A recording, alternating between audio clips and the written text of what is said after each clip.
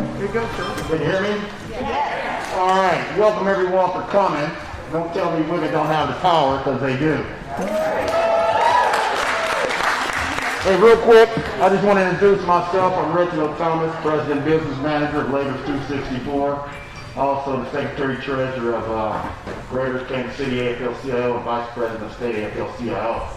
It'd be a great honor to introduce our speaker here tonight. Well, actually, I'm going to introduce Elise Martini. She's one of the hardest working women I've ever known.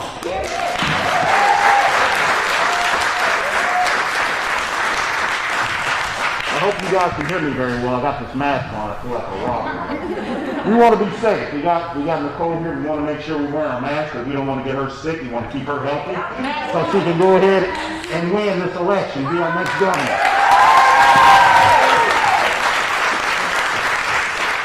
So with that, I would like to turn it over. Give me a great honor to introduce Elise Martini, the business manager of the building trade. Thank you. You gotta love Reggie. And it's amazing for those that, I know Reggie just said it, but I don't think we give him enough credit. He is the first man of color to represent the highest rank of vice president for the Missouri AFL-CIO. Well deserved. So, you guys are awesome. I have it written here, first thing is remind them about the mask, and I don't have to remind you about masks because it's not just about Nicole, it's about all of us. We take this seriously, and that's what this election's about. So, I want to thank everyone for coming, especially in the most historic times of our life. For you all to take some time out of your day right now to be here is important. I'm going to try and put this on because I want everyone to hear me. So, let's first, I want to thank all the folks for making this event possible, of course. Can I take this off? No. Yes? No. We can hear you. What's the purpose of the campaign? No. I don't think. You guys can hear. Hey guys, you guys can hear me just fine. You guys can hear me just fine. And I want to be safe too. So, first of all, I want to thank Shemina Local 2 for having this event.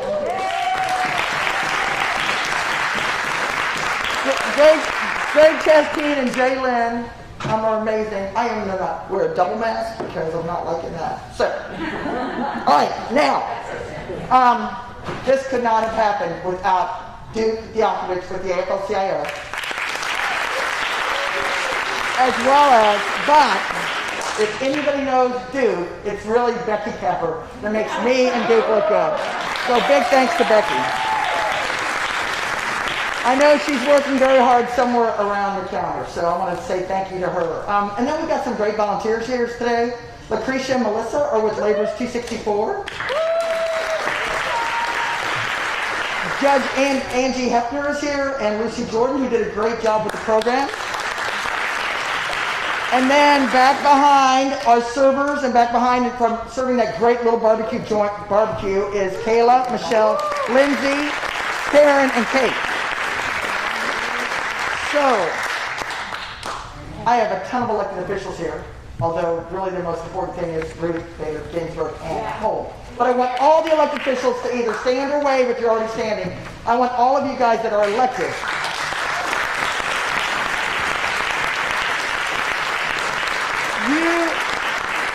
these are powerful women, and there's always a powerful guy behind them, but it's great to have all these powerful or powerful women. It can be just a spouse or just someone that really cares about each other. So, do we all remember where we were when we heard Ruth Bader Ginsburg passed away? I mean, I was devastated.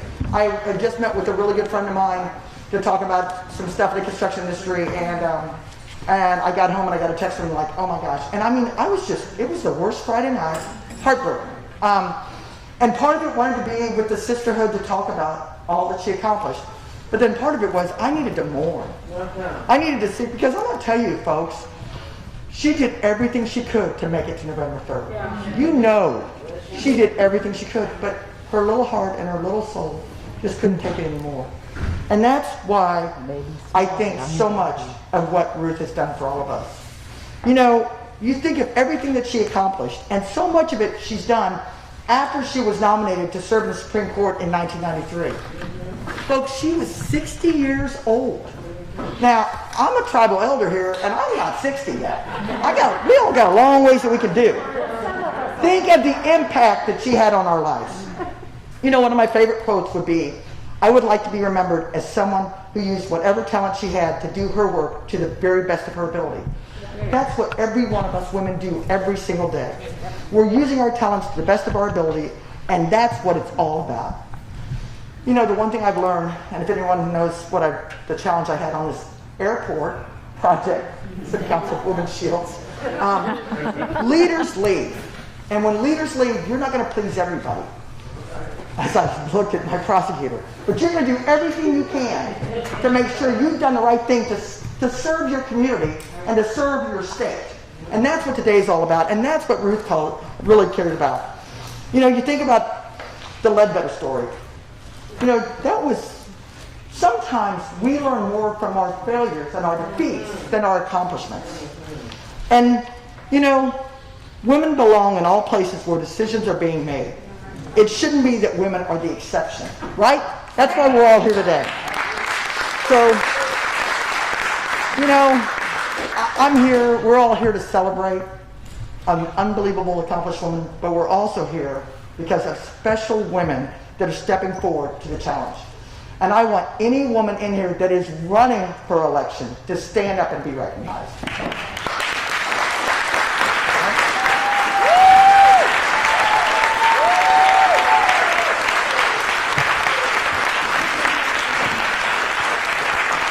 So it takes tremendous courage and, yes, ego to run for public office. It really does.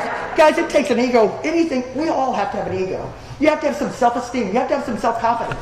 Some people call that ego. I just call it power. Women's empowerment. All right? So you have to believe that you have what it takes mentally as well as physically to serve in public office. You have to have the supreme confidence that you have a sufficient background to not be intimidated by men who will definitely take you to task, right? We've all been there. Hear, hear. Hear, hear. The fact that most women serving in office have more qualifications than the average man serving is because women feel that they must be doubly prepared to serve. And we do that. We do our homework at night. I'm telling you, if I have a question, I call Catherine Shields for the city council because she knows what's going on. You know, we almost believe we have to have a PhD to qualify to serve in almost any profession competing with men. True. They sure didn't. Governor Parsons was a sheriff of a small town in nowhere, Missouri. That really qualifies him as governor? Really? So, we just do not see ourselves holding high office, and that stops now. So, as I said, Ruth was 60 years of age when she became a Supreme Court Justice. Ladies, we have so much more we can accomplish in life. And that leads to our biggest accomplishment for 2020, and that is to see Nicole Galloway as our governor of Missouri. Ladies and gentlemen, Nicole Galloway.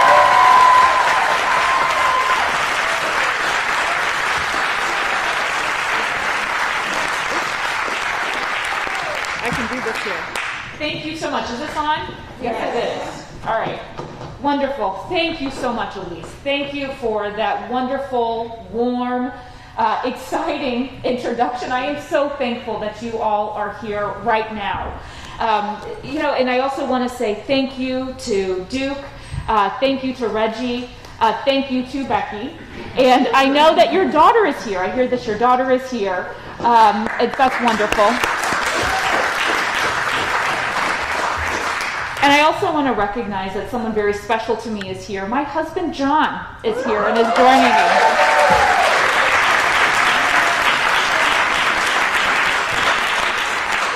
Now, you all probably know that I grew up in St. Louis watching Ozzie Smith, watching Mark McGuire. Look at that mask he has on right now.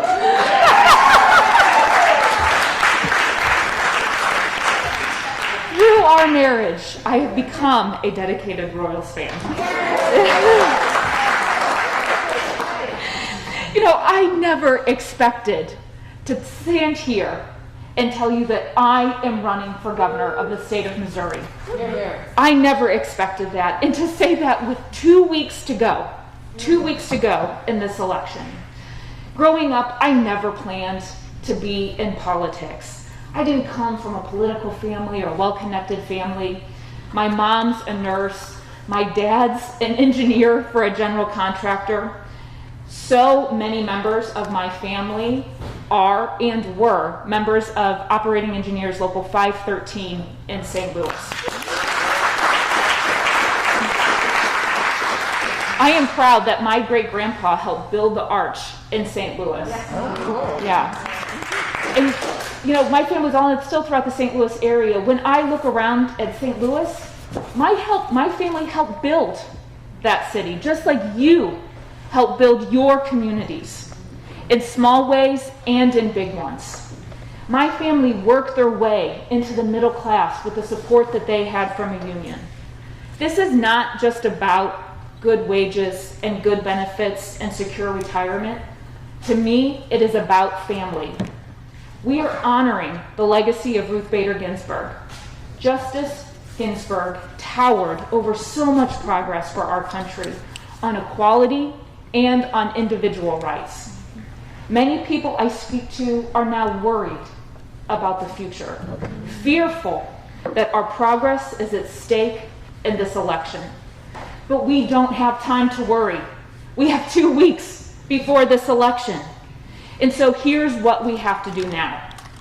We have to commit to working harder than we have ever worked to reach every single voter we can. We have to dig a little deeper than we have dug in the past. We have to turn out every vote. There are candidates in this room, not just myself, there are candidates, fantastic candidates in this room who can and will bring about change. But we cannot do that on our own. We need you. We need your support. We need you to work for change in this election. When I launched this campaign for governor a year ago, I never could have imagined the crisis that we would be facing in 2020. But I knew even then that Missouri's working families needed a change, and I am even more certain of it now. I am running for governor to put Jefferson City back on the side of working families.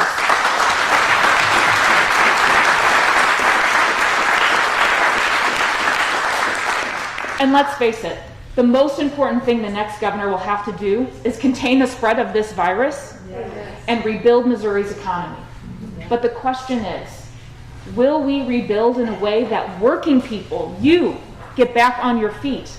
Or will we continue to ignore science and distract and rebuild only for well-connected special interests? We have so many challenges in Missouri right now. A virus that's impacting our most vulnerable neighbors. The worst economic shock since the Great Depression. Chronic underinvestment in healthcare and education. Persistent gun violence in cities across our state. And tough conversations about how to make Missouri more equitable and just. And none of these things can be sidelined in favor of focusing on just one, because the reality is these issues are interconnected. If we fail to get the economic crisis that's devastating budgets at every level under control, we won't be able to deal with any of these other issues effectively. Governor Parson has failed the test of leadership. He had his chance to address every single one of these problems. He has failed, and it is time for a change.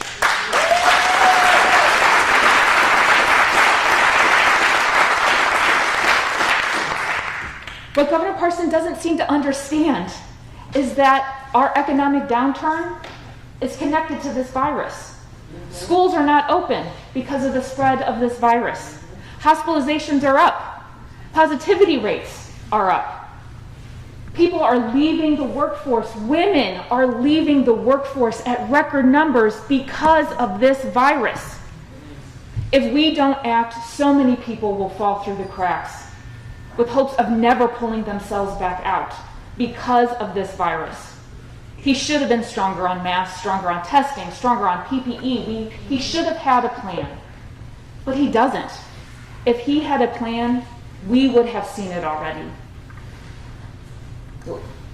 Governor Parson had the luxury of stepping into this office. The corruption of our politics is how Governor Parson got to where he is. But if you think back to 2016, back then, we, the people of the state, we had the luxury of uncertainty about what a new governor, Governor Greitens, might mean for working families. But we learned very quickly that the new governor's priorities were when it comes to organized labor. He passed and signed right to work. Now, thankfully, we won that battle over right to work. You won that battle over right to work.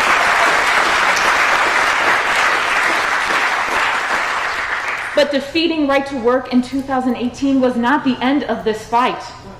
In 2020, we don't have to doubt what might happen after this election. Governor Parson has said that this will be his last campaign.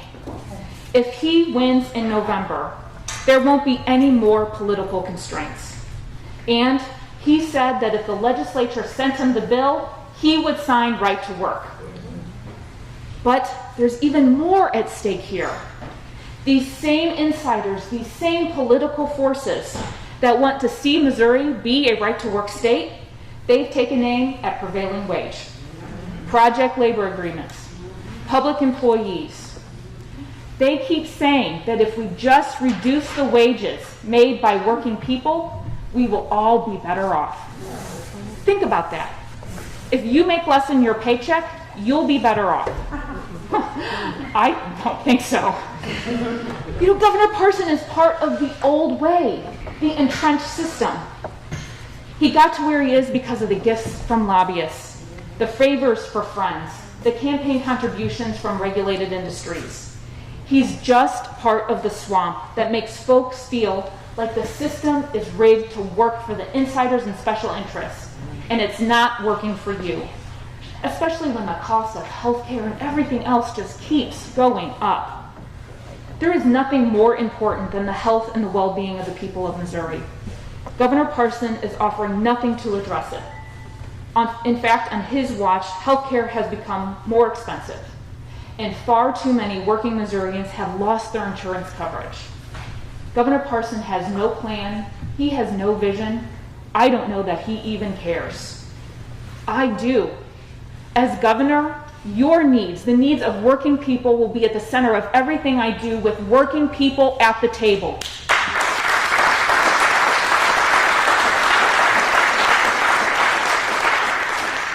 This isn't a Democratic agenda or a Republican agenda. This is a working family agenda. And you, as working women, these are issues for you. You strengthen families. Your issues are family issues. They're economic issues too. We can't just go back to where we were on the eve of this crisis because where we were wasn't good enough for too many people. Healthcare, recovery, rebuilding. These are at the heart of my case for change. When I'm governor, we're not going to kick kids off their health insurance through no fault of their own.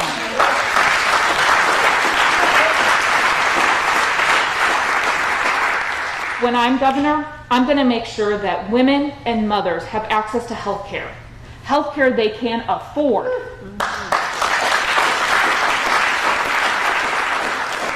Missouri can no longer settle for things just being the way they are. We can't settle for the status quo and just expect a bright future. As a mom, I don't settle when it comes to my kids' well-being. I know every parent in this room feels the exact same dang way. You work hard for your family. You work hard to provide an opportunity for yourself, for your kids, for your family, for your future. As working women, you've never settled. You've never settled. You've never settled for being boxed in into what some might think are just your proper role. As your auditor, I have never settled for things being the way they are. I've always brought accountability, I have demanded transparency, and I have gotten results on your behalf. I don't settle, and you shouldn't either. It's our future that is on the line. Women in labor get it done. And we're going to get it done together in 2 weeks.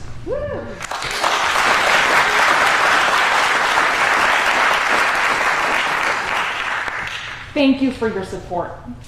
I am humbled by your support. It means so much to me. And I know that we can bring change. I know that we can. Thank you for being on my side in this campaign. Let's work I know there's media here, so I won't say actually the word I was thinking of right now. Let's work our tails off for the next 2 weeks to get it done. Thank you.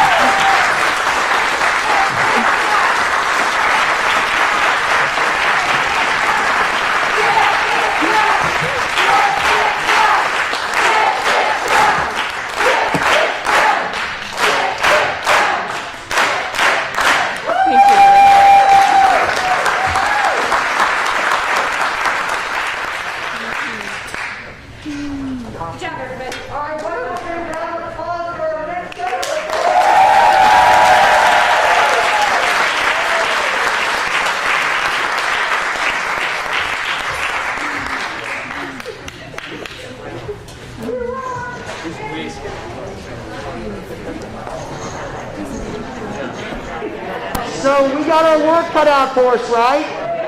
I'm going to tell you guys, the reason why we have Laura Kelly as governor in Kansas is because 40,000 votes. Johnson County carried 60,000 votes for her. Jackson County can get this done, okay? So you want to make sure you get everybody to vote. This is not that far away from us, and we need it. Guys, we're going to open back up the food as well as drinks and everything else. Let's relax and, relax a little bit, enjoy, and thank you all for coming. Stepdaughter up in New York.